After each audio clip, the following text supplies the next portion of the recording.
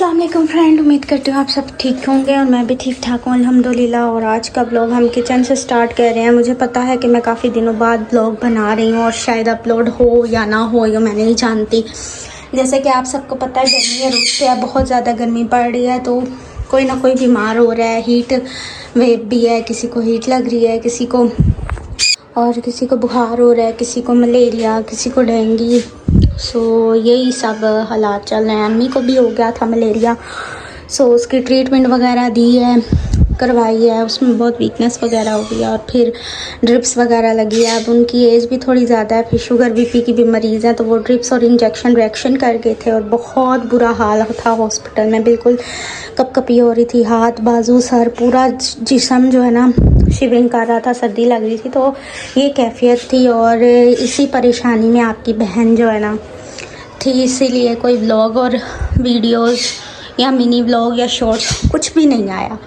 सो मेहमानों का आना जाना, लोगों का देखना। आज थोड़ा सा मैं फ्री हुई हूँ तो सोचा कि चलें आप सबके लिए व्लॉग बनाए। आप सबके कमेंट्स वगैरह आ रहे हैं कि क्यों नहीं आ रहा व्लॉग, क्यों नहीं आ रही वीडियोस। उन सब लोगों को तहे दिल से बहुत शुक्रिया अदा करती हूँ जो मेरी वीडियोस और व्लॉग का इंतज़ार करते हैं। तो ये वो हांडियाँ वगैरह पड़ी हैं, इनको ठिकाने लगाएंगे, इसमें नमक मिर्ची डालेंगे। किचन में आप मैस देख सकते हैं कितना हुआ है, इसको समेटना है और बस काम करना है साथ साथ। मैं बहुत छोटी थी, बहुत ज़्यादा छोटी थी जब मेरे अब्बू का इंतकाल हो गया। आई थिंक 5 साल की थी जब मेरे अब्बू की डेथ हो गई। मैं अपने अब्बू से बहुत प्यार करती थी। उसके बाद जो है ना मेरा ज़्यादा टाइम मम्मी के साथ ही गुजरा है, तो बहुत परेशान थी मैं, बहुत टेंशन में थी। इसलिए अपना कोई स्किन केयर नहीं किया मैंने अपनी। यकीन जाने, आप यकीन मानेंगे कि मैंने अपनी काफ़ी दिनों से कंघी भी नहीं की थी। सो अभी थोड़ी तबीयत अम्मी की ठीक हुई है, स्टेबल हुई है, तो मैंने आप लोगों के लिए ब्लॉग मैंने कहा चले बनाते हैं। सब मेरी अम्मी के लिए दुआ कीजिएगा। और अभी मेरा बीपी लो हो रहा था गर्मी की वजह से, टेंशन की वजह से, तो मैं ये ग्लूकोज बनाने लगी और ये पीने लगी हूँ। जिसने पीना है आ जाए, वरना मैं अकेली ही पीऊँगी। तो जनाब मैं लहसुन अदरक का पेस्ट बनाने लगी हूँ और किचन क्लीन हो गया है, काम हमारा ख़त्म हो गया है। इनको ऊपर रख देंगे और आज हम बनाएंगे तोरी का सालन। वो तो सबको पता ईजी है।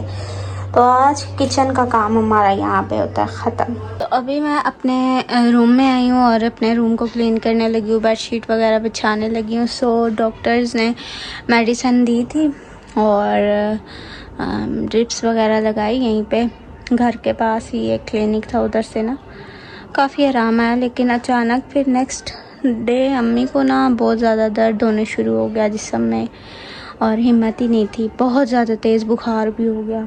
फिर हम एक प्राइवेट हॉस्पिटल लेकर गए, वहाँ जाके चेकअप वगैरह करवाया, तो टेस्ट वगैरह करवाए काफ़ी सारे जो भी होते हैं, यूरिन के, ब्लड के, शुगर के, वो करवाए तो पता चला कि मलेरिया है। और फिर स्टार्ट किया कोर्स। तो फिर उसी प्राइवेट हॉस्पिटल में उन्होंने 2 ड्रिप्स लगाई, क्योंकि जिस डॉक्टर से हम ले रहे थे मेडिसिन वो नहीं थे, तो एक सीनियर डॉक्टर थे वहाँ पे बैठे हुए। तो जो डॉक्टर आए उन्होंने चेक किया कि अचानक यूँ ड्रिप लगने के बाद, यूरिन पास करने के बाद जो है ना अम्मी को बहुत ज़्यादा कपकपी होने लगी, पूरा जिस्म हिलने लगा, बहुत ज़्यादा सर्दी लगने लगी। तो जो डॉक्टर थे जो इलाज कर रहे थे वो आए, उन्होंने कहा रिएक्शन हो गया, ये ड्रिप्स वगैरह ये चीज़ें रिएक्शन कर दी हैं। उन्होंने इंजेक्शन लगाया, फिर 5-10 मिनट के बाद जो है सर्दी भी कम हुई और वो कपकपी हाथ पाँव की जो है ना कम हुई। हाथों को मला, पैरों को मला, जिस्म को, साइडों को, जो मुझे समझ आया वो मैं करती थी, क्योंकि बॉडी ठंडी होती जा रही थी, बहुत परेशान होगी। लेकिन उन डॉक्टर ने इंजेक्शन वगैरह लगाया तो 5 से 10 मिनट बाद जो है बॉडी नॉर्मल हो गई थी। फिर जनाब उन्होंने, फिर जाहिर सी बात है कवर तो करना था, उनके सीनियर डॉक्टर थे, फिर उन्होंने कवर तो करना था। उन्होंने कहा कि नहीं जी रिएक्शन नहीं हुआ था, बस ये ऐसे हो जाता है। तो हमने कहा ठीक है। बहरहाल अब मम्मी को जो है ना नरम ग़िज़ा जैसे दलिया, खिचड़ी, दही, ब्रेड वगैरह इस तरह की चीज़ें दी हैं, ऑयली चीज़ें बिल्कुल भी नहीं दी। तो उसके बाद जब चेकअप वगैरह करवाया तो अब अल्हम्दुलिल्लाह बेहतर है थोड़ी, तो आप जो है ना रोटी की तरफ आ रही हैं।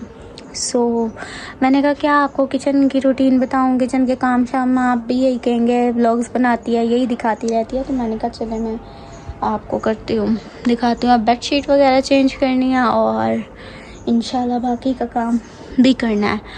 सो उम्मीद करती हूँ आप समझ सकते हैं कि जब एक घर में कोई शख्स बीमार हो जाता है, कोई बुज़ुर्ग बीमार हो जाता है, फिर आने जाने वाले देखते हैं, आते हैं, बीमार पुरसी करने आते हैं, इयादत करने आते हैं इंसान की। सो उसे देखने के लिए आते हैं, तो टाइम ही नहीं मिलता ब्लॉगिंग का।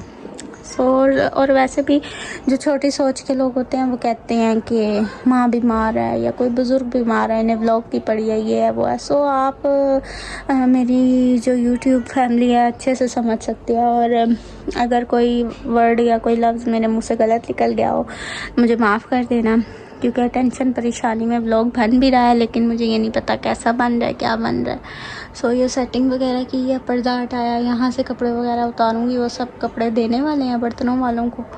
सो उम्मीद करती हूँ व्लॉग अच्छा लगा होगा। नेक्स्ट व्लॉग तक के लिए अल्लाह हाफिज़, और इसी तरह प्यार दिखाएं, इसी तरह कमेंट्स करते रहें, अपनी दुआओं में याद रखिएगा।